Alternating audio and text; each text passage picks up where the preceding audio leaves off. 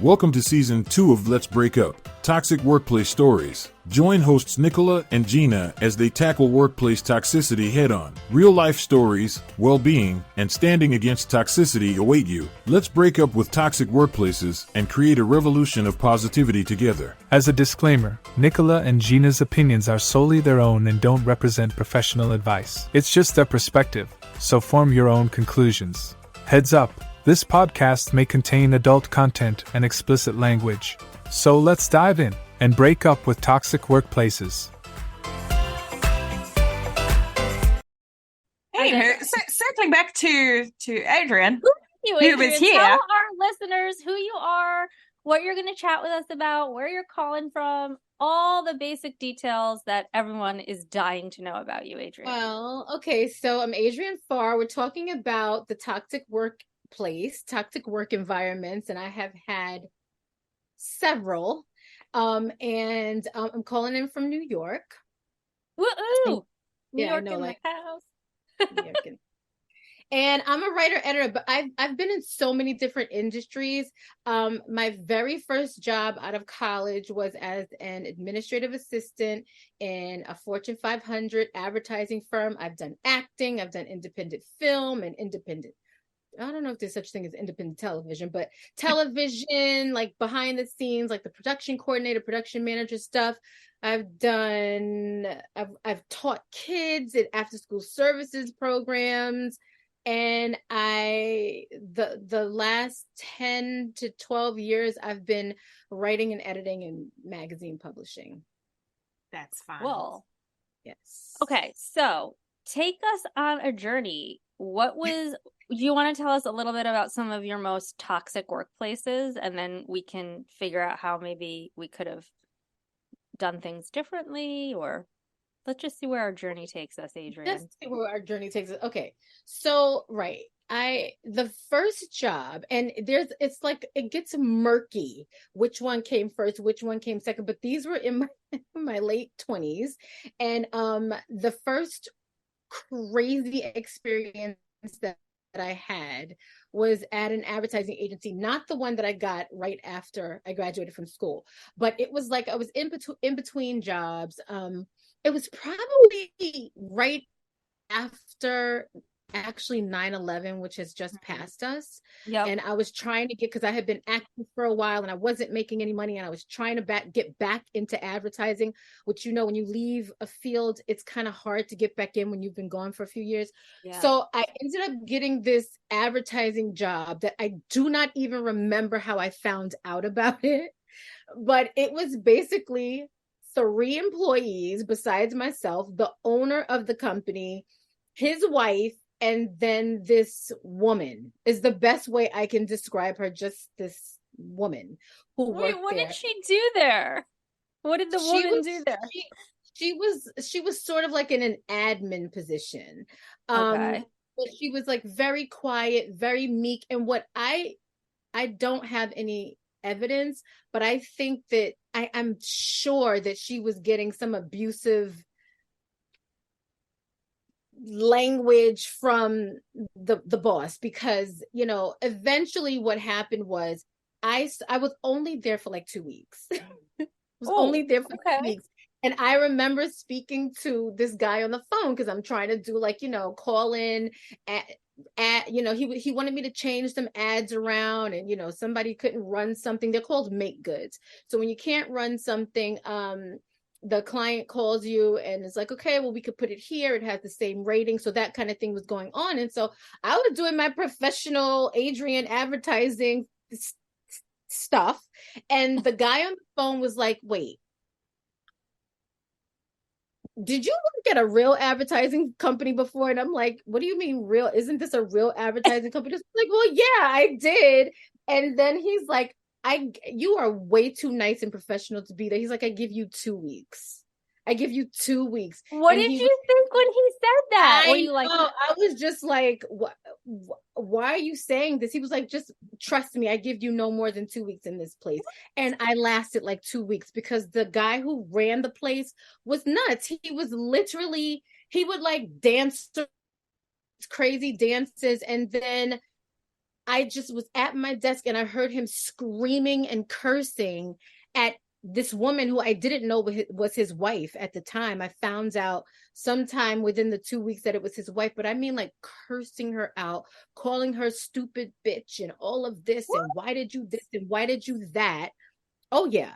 And it was not only something I think that she had done at work, but then it somehow morphed into a conversation about like what was going on at home. And I mean, it was just like, I was just like, what the entire hell is going on here? Mm-hmm. He never spoke to me like that, but I'm also somebody who is like, can you curse on this?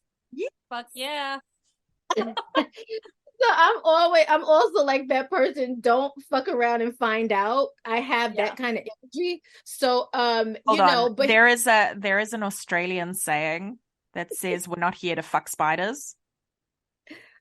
What does that mean? I don't get it. Questions we all have no answers to. But in summary, what it means is like, we're not here to fuck around. We are here to get shit done. We're not here to fuck spiders. Okay. Yeah. Well, got it. Thank you, Australia. Thank you. Thank you. Yeah. So anyway, I get that energy. Like, I get that energy, Adrienne, because before I moved down here to Florida, I was living in Harlem, and this guy was like, nobody ever fucks with you, and I was like, yeah, I know. He's like, you. It's like one of those guys. Living in Harlem, there's always like a couple of older guys who are always like out on the stoops, kind of like they've been there in their either their brownstone or their apartment for like 30 years or something insane, like insanely long. And there was this one guy that was like, I see you, nobody fucks with you. And I was like, that's right. So I get that energy, like, because it's like, give me a break. So anyway, so that's really it in a nutshell. There was no reason for me to stay there. It was crazy. And I just decided to leave. And I had one conversation with the woman that was an admin, where she was like, I hate this place, I just want to get out. But it was sort of like, I think she was there because she felt like she had to be and nobody else would hire her. So after I left, I found out about a position and I called her to tell her, and she acted like she did not even know me. This was like a week and a half later. What the hell? I know. I was like, hi. So remember when we were talking? Yeah. And then it was just like one word answers, but I think the guy might have been standing right next to her. So I was like, well, okay, goodbye, click. I just never like it. You have no idea. She just disappeared like a fart in the wind. I don't even know what happened. So what was the final straw that you were like, F this place, I'm not coming back? I think, well, that, and then he paraded in one day with some young girl, and he was like, had her by the hand, taking her I don't know what he was showing her. He was like showing her the office, but I'm like, he's holding her hand. He's like, bouncing around like he's just so happy to be in her presence. And I'm like, wait, isn't his wife in that office right there? It was just enough. It was enough. The only one thing he said to me one time is I was eating lunch after like the normal lunch hours. It was like maybe 2:00 and I was hungry. I hadn't eaten. And so I got lunch, and he's like, I thought I saw you eating before. And I'm like, yeah, no, you didn't see me eating before. Who cares? Like, well, it's after lunchtime. And then I'm like, well, I'm hungry now. And then he said, you seemed really nice in the interview. Like, I guess he thought that he was going to be able to like, treat me a certain way. He's like, really nice in the interview. But you're not really who you seem. And I'm like, well, neither are you. Oh my God, I love this exchange. That's hilarious. Oh yeah, that was it. I don't even remember if I told him I was leaving. I certainly did not give a 2-week notice. Hell no. No. So I just... Stay with us. We'll be right back. Our podcast is powered by the seamless one-click installation and WordPress starter wizard from SiteGround. Choose from pro designs, add contact forms, online stores, portfolios, all automated. No tech stress. Say goodbye to mundane setups and hello to a stunning podcast platform. Join us on Let's Break Up Toxic Workplace Stories and let SiteGround handle the digital stage for you. Launch your podcast website effortlessly, because breaking up with toxicity starts here.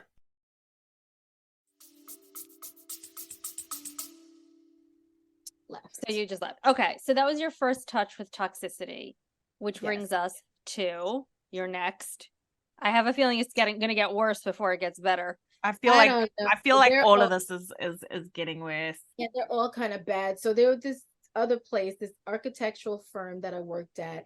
I mean, it was, I guess the first place was a little worse than this. This place was kind of like, this guy's name was on the door. His wife was a doll. His wife worked there as well. But he just would, every interaction with someone would be yelling, would be cursing. He didn't know how to speak to anyone. I actually screamed at him one time because he was in a meeting with a whole bunch of muckety mucks, and it was right behind my desk because I sat like in the open, because at this time I was just trying to buy my house. I was trying to like get enough money to buy my house. So I went back to being an executive assistant. And so my desk was like right in the front.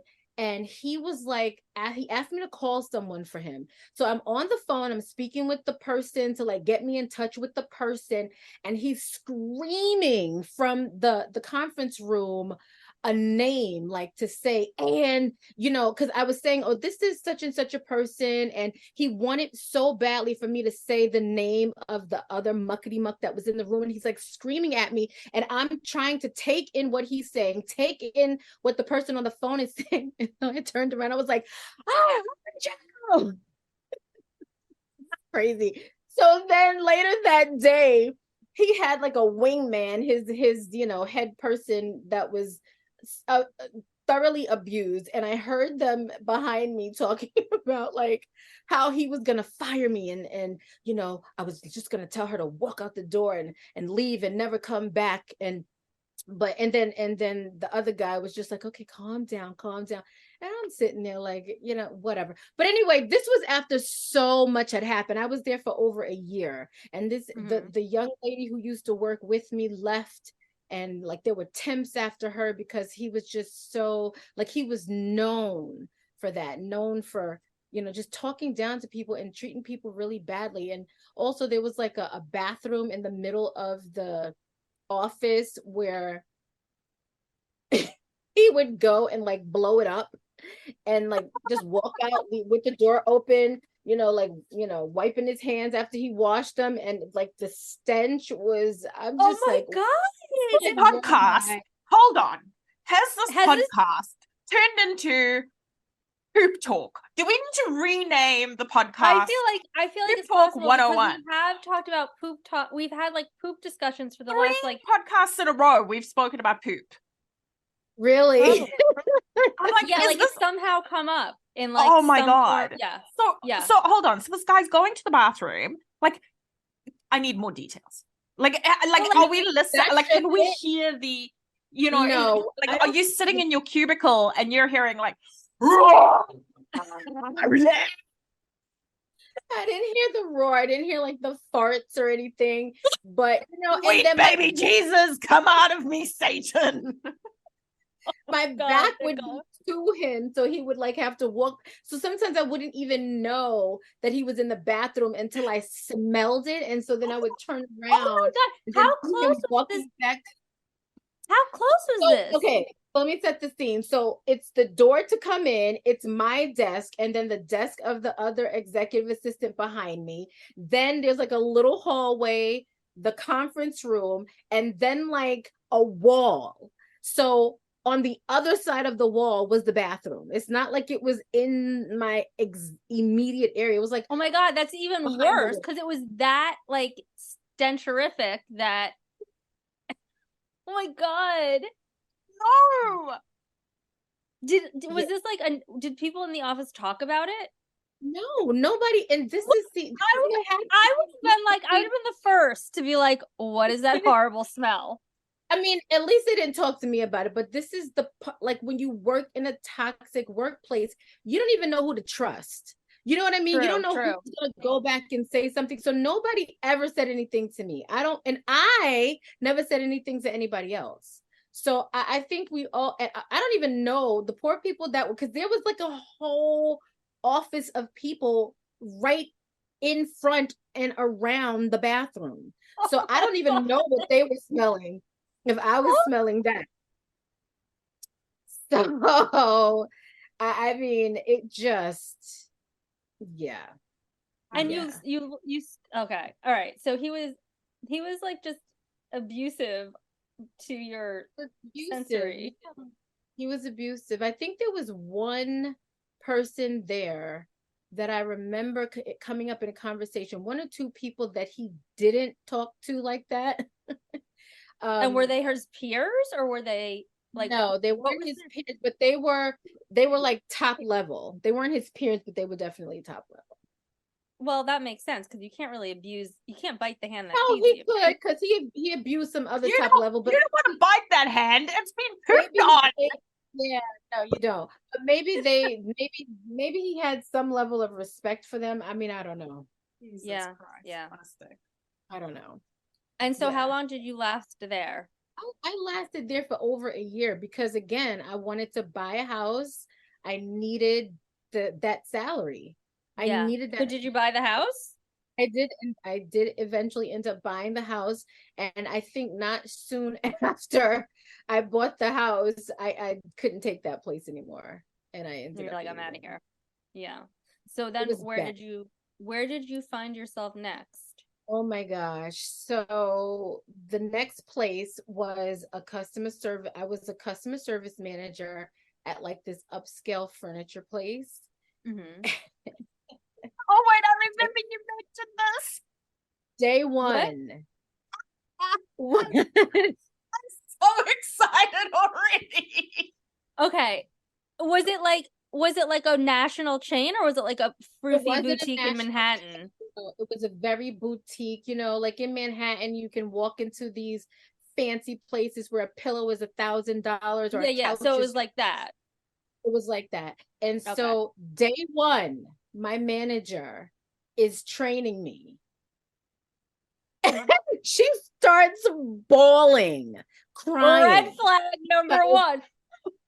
Day one, she's like bawling, crying. There was this stack of papers on my desk in my inbox. I don't even know who the hell was there before me, but whoever it was had left this work. And so I was like, okay, well, I'll go through this. She's like, okay, I'll go through it with you, because obviously it was day one. I didn't really know what to do. And so as she's going through it, like she has other work to do. And I guess maybe I was asking too many questions, and it's like she couldn't bottle in her emotions anymore. And she literally just lost it and started bawling and like, I have to go and do it. And I'm just like, oh my gosh, like what in the hell am I getting into? But I found out very quickly. And by the way, the boss at that place, not the person who owned the place, right? He was very cool. That guy was very cool, but I didn't work with him a lot. But the person that was like the CEO or the COO, whatever the hell, I found out that she actually got ousted from her last job because she was so mean. The entire staff banded together and was like, if she does not go, we're all going. They That's literally crazy. And so then they hired her at this new place. Yeah. So did you have to deal with her? Oh, I dealt with her on a daily basis. She was mean. She was snippy. She would just stand there. She would yell at people. She was so nasty. But you know what these three places have in common is that they were not considered like Fortune 500 corporate America. Mind you, those jobs definitely have their issues too. But there was like no ramifications, like, right. So the first place, the advertising agency, had no HR. The second place did have an HR, but it was still like his name was on the door, and it was very much like you were walking into his home. And this place had no HR. You know what I mean? It was just very kind of like, I'm starting this company. It got big.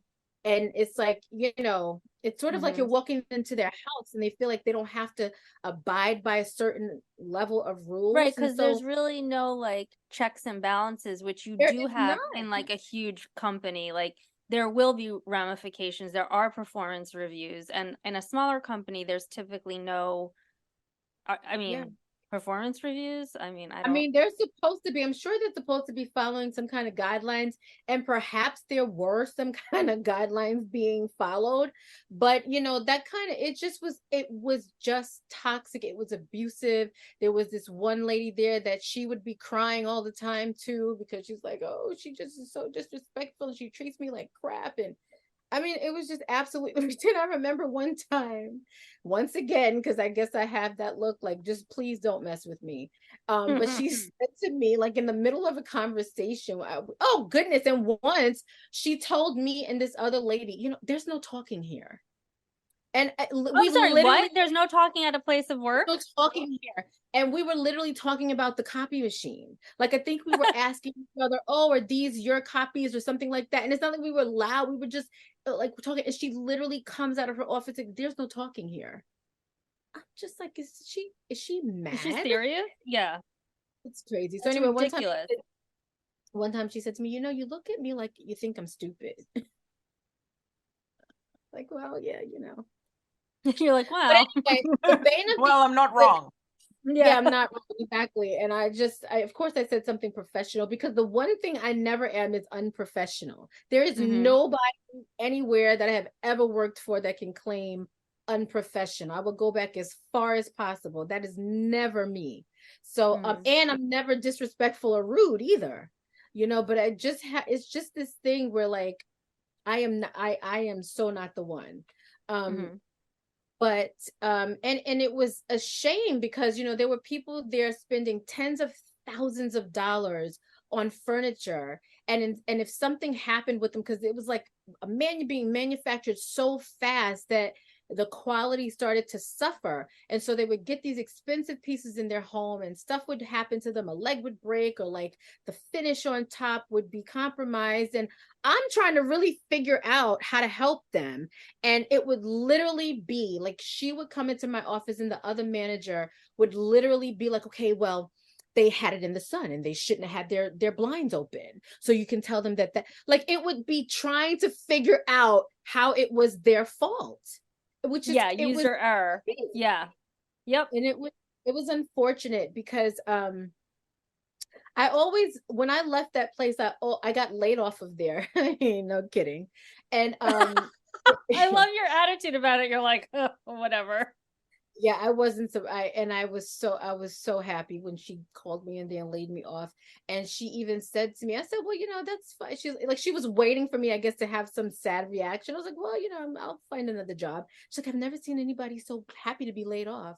Like, girl, did you work here? Yeah, that's why. We were having two different experiences. Yes, I always wish that I would have written the owner a note to tell him because I don't know if he knew exactly what was going on. Probably not. I don't think he did. But yeah. So is that place still in business? I try to find them. I literally recently, like within the past year or so, Googled their name, and I'm not seeing anything. Yeah. So they're probably out of business. Yeah. Yeah, maybe. Okay. But also, with COVID and everything, it got really rough for a lot of people. So it did. It did. Yeah, that's true. All right. So what was your next place that was a total shit show? Then my next place was just sort of corporate America job. So I entered back into corporate America, and there's just a series of situations that happened. I mean, see, in corporate America, you have to be very careful. Some people are like, I've heard stories from friends that are co-workers where people were blatantly disrespectful, blatantly racist, blatantly rude. But it's more of a situation where you can tell you're purposely being held back because they don't want you elevating into a certain position, which is very toxic because you're doing all this work and your work is good, but somehow you keep getting passed up for the promotion. Or there were times where I would go to my boss and ask for, you know, additional work, and my reviews would be glowing and wonderful, but for some reason I would never get them. And then in one place that I worked specifically, it was very strange because it would be like all of a sudden people who weren't my manager or like my direct report, who I wasn't directly reporting into, would have all this information about my position that like they're now coming to tell me, okay, oh, we're not doing this anymore, we're doing this now. And I'd be like, why are you telling me? There, I mean, the person would be a step above me, but I didn't report into them. So that's like not the org chart. Like you're not supposed to be telling me, but there was some backdoor shenanigans going on, which eventually I was laid off from that position as well. So there's many things. I mean, I went through a takeover where, all of the legacy employees were let go, and there was some nefarious stuff going on with our severance, and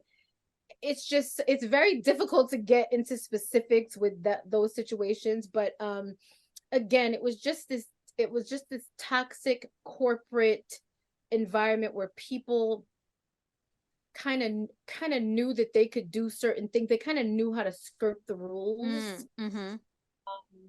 And yeah. Okay. So and then I think just to say specifically speaking about diversity and inclusion. So diversity and inclusion exploded after George Floyd was murdered, and it's like every company wanted to figure out how to be more diverse, because it was sort of like in their face now, because Black people have been saying since the dawn of time that this is how we were being treated.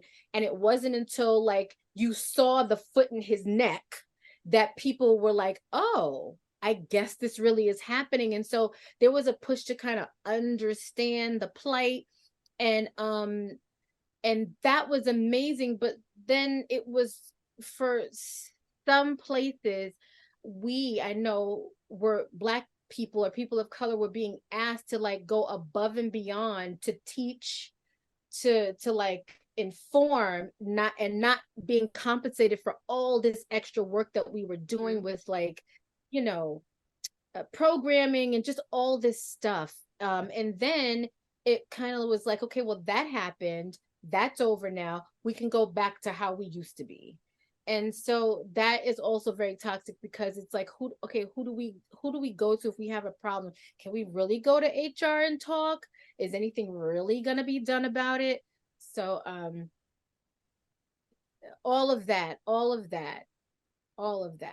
leads to very toxic workplaces. Okay, so I think corporate America it's so like fucked, because there's often no work-life balance. It's, the gears of change move very slowly. There's a lot of passing the buck, like, oh, well, you got to ask this person. That person's like, oh no, you got to ask this person. Or, there's no way to get like firm answers a lot of the time. We put your name in for a promotion, but like it's getting stopped. That was one of the most maddening things that myself and a lot of coworkers went through, where you would be up for a promotion, but then the promotions would be would be frozen, or like they filled it, right? Or like, oh no, we're not actually hiring for that anymore. There would be tons of excuses, like even they do it even in hiring process, just like giving your application, then you hear back from them like 7 months later, and they're like, we decided we don't really need this position filled. And you're like, it's like for CFO or something, and you're like, oh, okay, like you're just taking CFO or CEO or COO like off the table because we just don't need it. We probably like gave all of those responsibilities to another employee, like, well, okay. That's what would happen. Like, so you would let go of someone, you would get that large salary back, and then never rehire. So then, right, because they would like spread it out. Yes. That's called, what is that? Quiet hiring. Then I'm not even sure, but I know that it's like, then you're already working, like the work-life balance is, it did not exist. That's why New York is trying to get, and like these companies are trying to get people to come back off of remote work. Like, good luck. Okay. Like, please, like 4-hour round trip commutes, 3-hour round trip commutes. You're No, asking me it's ridiculous. I don't think so. Yeah, it's crazy. And the hours, sometimes midnight, sometimes 9 p.m., weekends. It's just, it's crazy. Right. And I do think that's very specific to America. I don't think many other countries are cool with that, Like, Exactly. sometimes I'll be working with like a company that's located in like the UK or whatever, and it's like I'll send an email back and then I'll get a bounce back that's like, I'm on my annual leave for like the next 2 weeks. And you're like, what is an annual leave? How do I get one? Like, it's ridiculous. So, I mean, I do think it is very specific to America. So I think, yes, like I haven't been like I work with corporate America, but I don't work in it. So I don't really know what that looks like anymore because I've been out of working with like in a corporate, like a big corporate America company. I'm just a vendor now. So I don't even know what that looks like anymore, like not good. No, it's the same.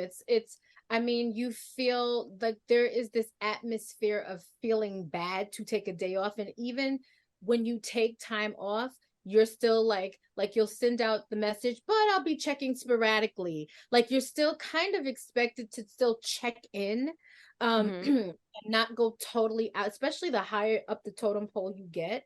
There's like to be on vacation and completely off where nobody can get in contact with you is rare. That is an anomaly. Yes.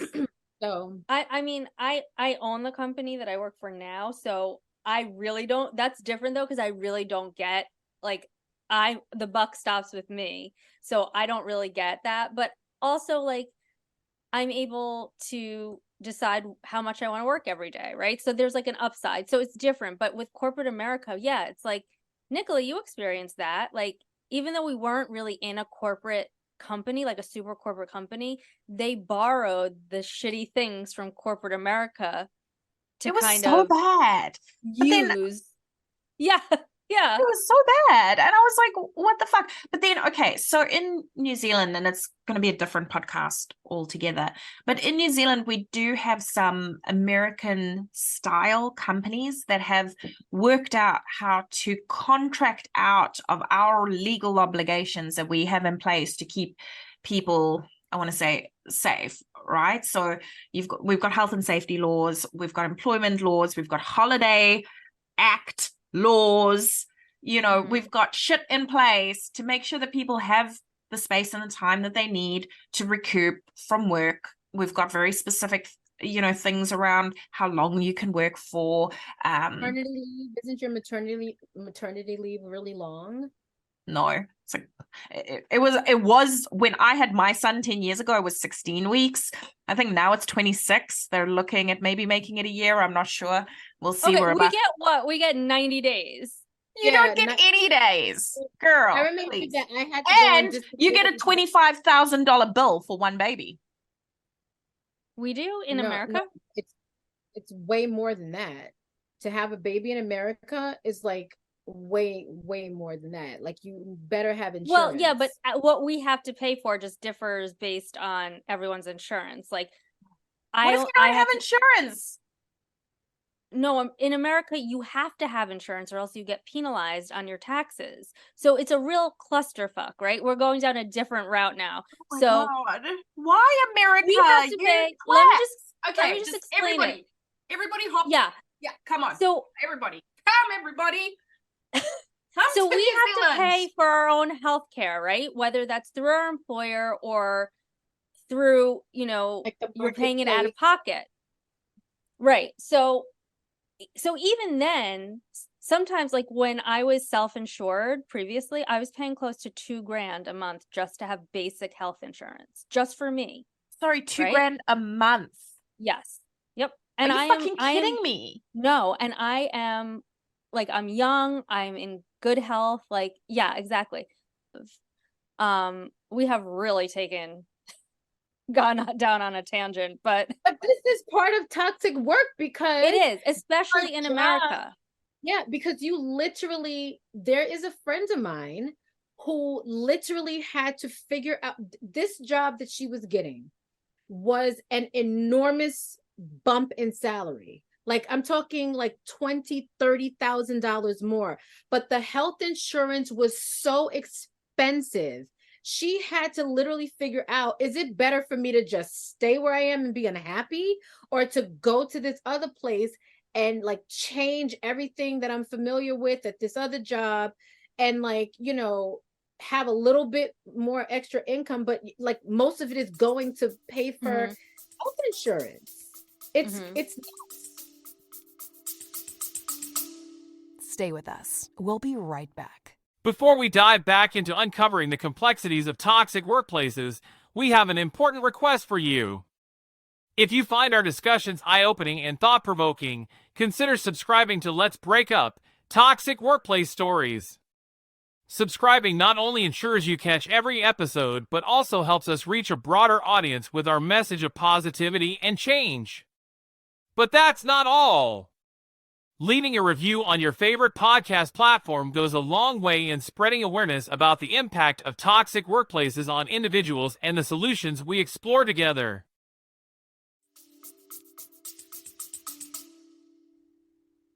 Yeah. No, I get it. So I think it is part of the American corporate sort of toxicity. It's just kind of built in to, and then of course that opens up the whole thing like, okay, what if you really, like, what if you're in a really shitty position, and you're not going to get fired, but, your kid's sick and you need that insurance and you're like really being abused. It's like, or being bullied or whatever. It's like, you're going to stay at that workplace to get the health insurance. So it's just, granted, hopefully that doesn't happen that often, but you hear these stories probably more often than we want to admit that, they're just being taken advantage, but they have to stay because of health insurance or whatever.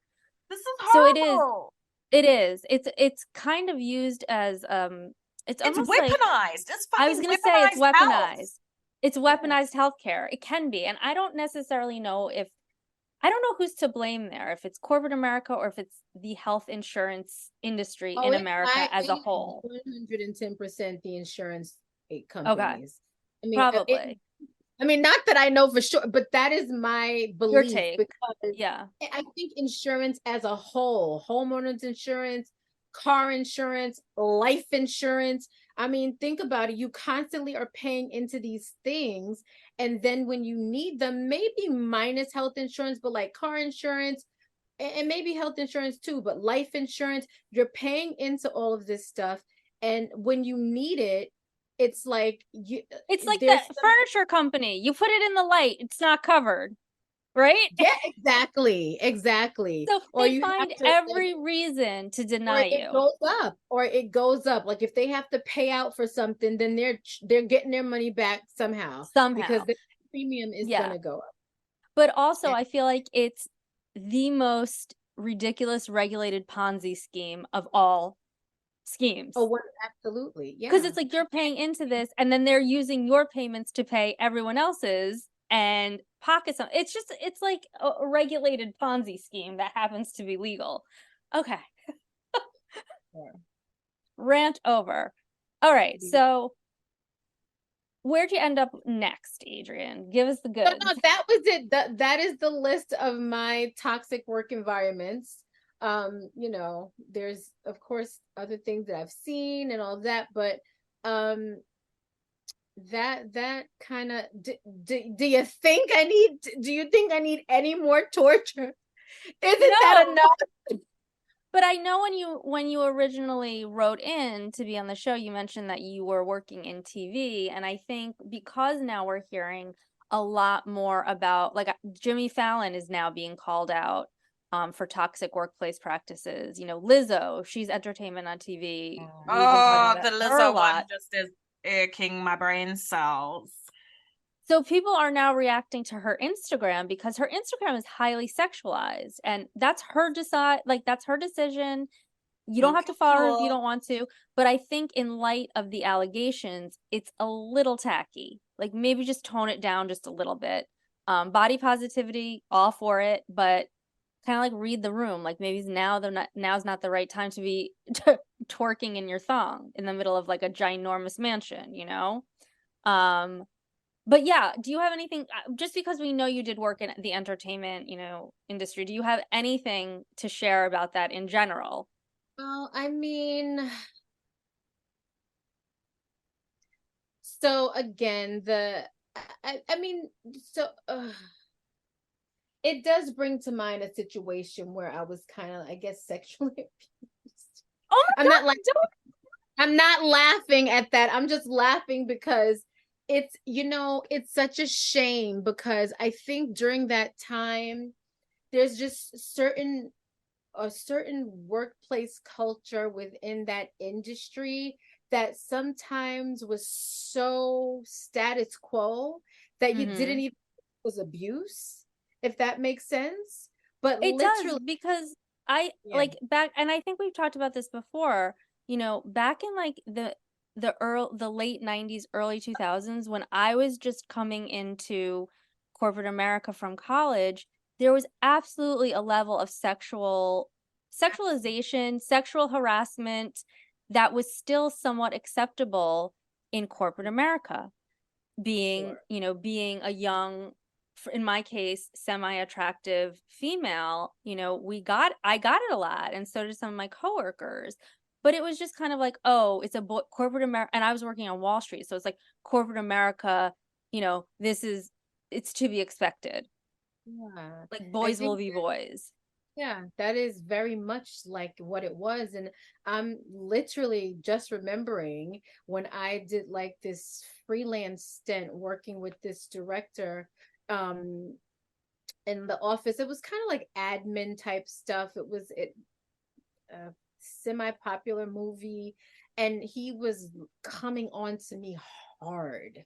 I mean, at the copy machine, like he took me out, and it just was very, when I look back on it, it was just not right. Like I was so young. And this is Mm. what's so sad about it is that people will say, well, why didn't you do this? Why didn't you do that? You have to understand, people, you're so young. Like when you're in your 20s, even if it's your late 20s, that is like night and day compared to like when you're in your mid to late 40s. It's just Absolutely. different. And so I was so young, and I didn't even realize that that is literally considered sexual abuse, what he was doing. Like, you know, Mm-hmm. rubbing against me, taking me out to lunch, trying to kiss me. You know, I just was, to me, it was like a man that was attracted to me, you know, and I could And kind of it's like, like, this is I what you was have to put up attracted with. to him. But yeah, and it was just, it's just really sad that that's how like we were kind of programmed to Mm-hmm. think.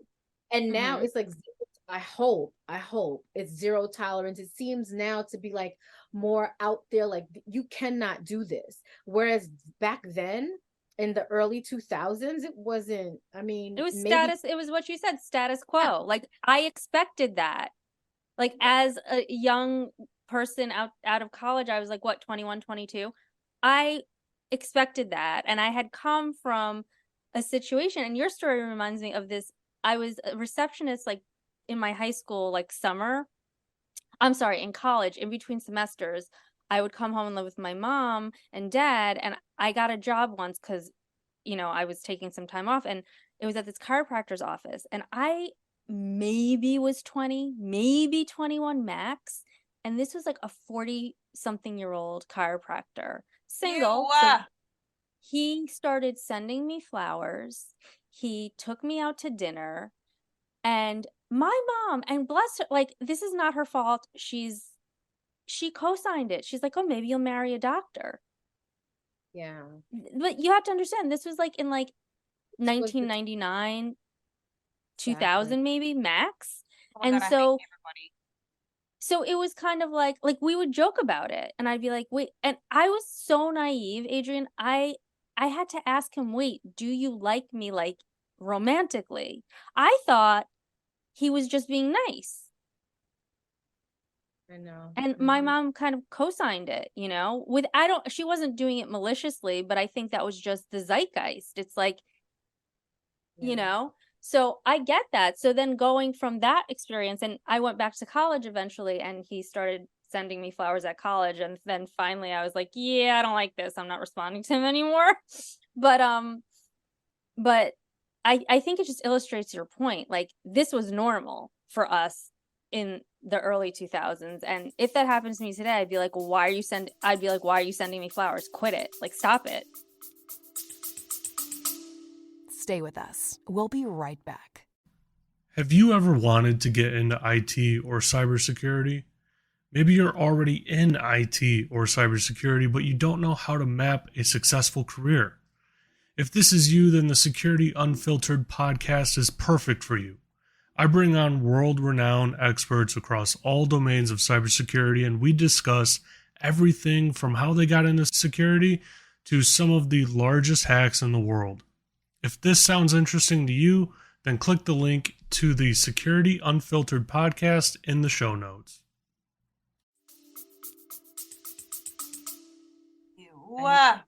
So when I worked in Thailand, circa 2009, which isn't 1999, just to be clear, because I was working in like a male-dominated industry, I remember very clearly going to a presentation where I was explaining kind of where the gaps were with regards to our health and safety issues that we were facing. And it was a room full of men. I was the only woman there, and I dressed up for presenting a meeting. I wasn't presenting, though, I was just like wearing a nice... God, you're such a dork, Nicola. But like I'm not there flashing my tits. I'm there wearing like a long skirt and like a work shirt, like my tits aren't out, my ass isn't out. And halfway through the meeting, this man stood up, and it was not a huge boardroom, but he rubbed his very erect penis right across my ass while I was presenting. Did everyone see it? Yes. So just like do something super sexually inappropriate in front of everyone. Maybe they'll let you go. Yeah. That's so sad. Okay, so when you had when you were working for this in the entertainment industry, was it around that same time period that the sexual harassment or abuse, however you want to refer to it, I feel like that's a personal decision. Yeah, that was in that time frame.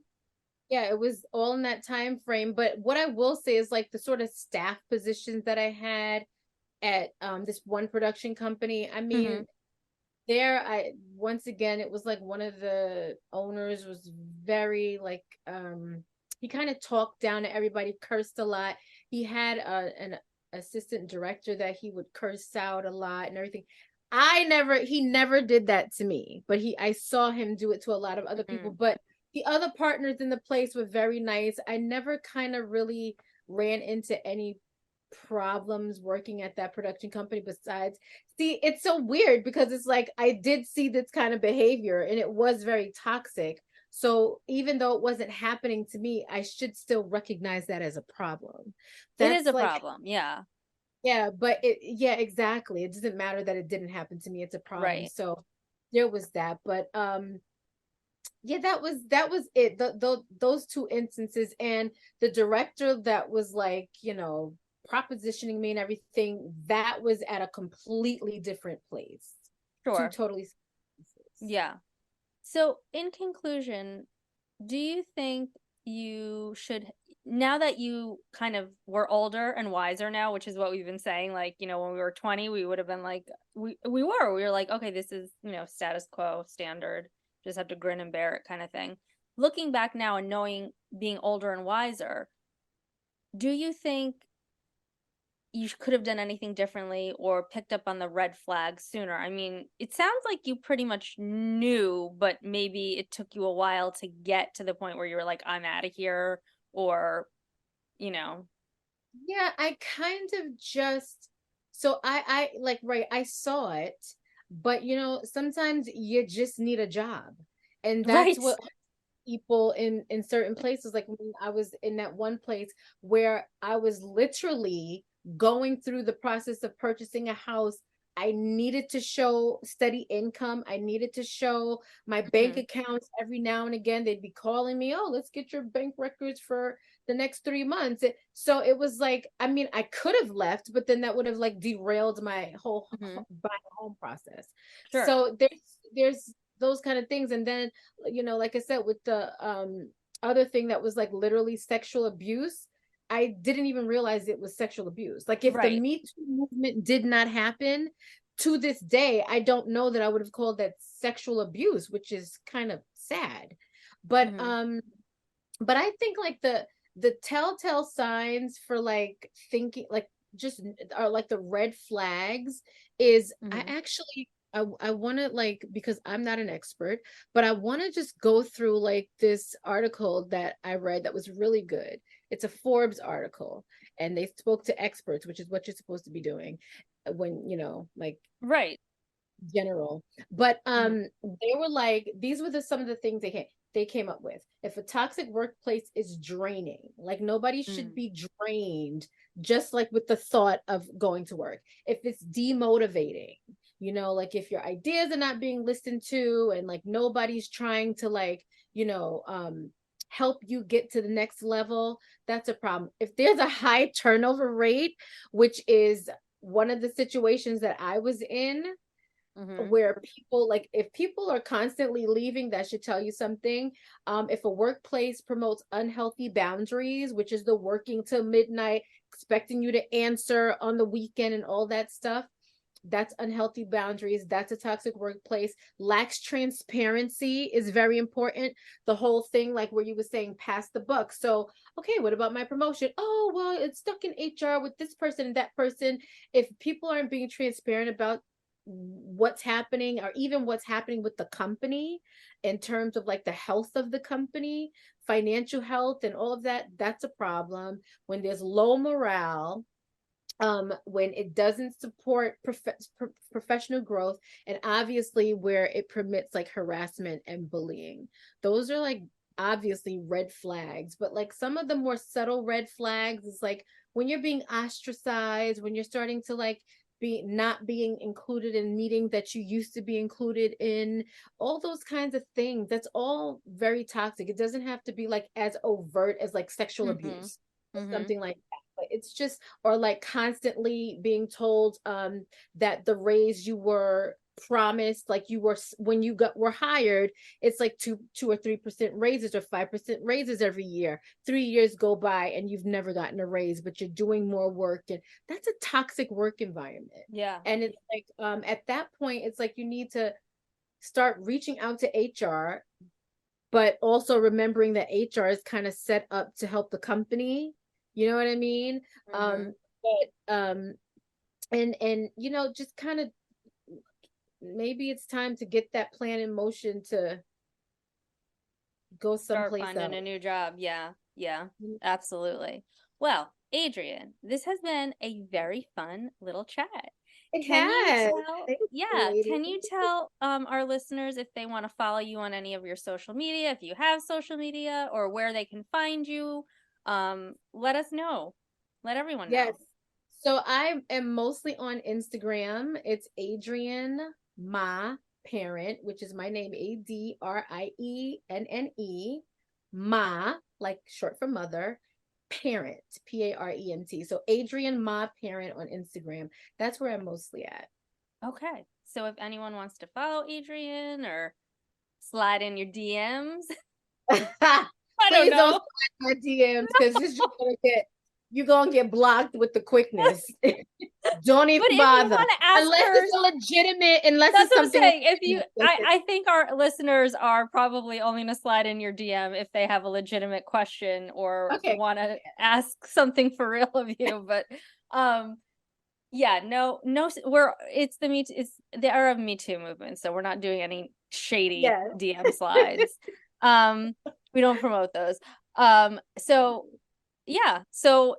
will put that in the show notes for all of our listeners. And we are just thrilled that you decided to come on and share your, what is it, Tuesday evening with us? Yeah, Tuesday evening. Okay, well, thank you so much. I'm going to go binge some Married at First Sight just to appease Nicola. Not because I really like it secretly. No, I'm like obsessed. Okay. Anyway, that's my story. I'm sticking to it. Thank you so much for sharing your evening with us, and we will talk to you soon. Okay. Bye. Bye. Thank you, Adrienne. Bye. Bye. Thank you so much for joining us on this episode of Let's Break Up, Toxic Workplace Stories. If you enjoyed our candid conversations and insights, don't forget to hit that like button, follow us on social media, and subscribe to our podcast on your favorite platform.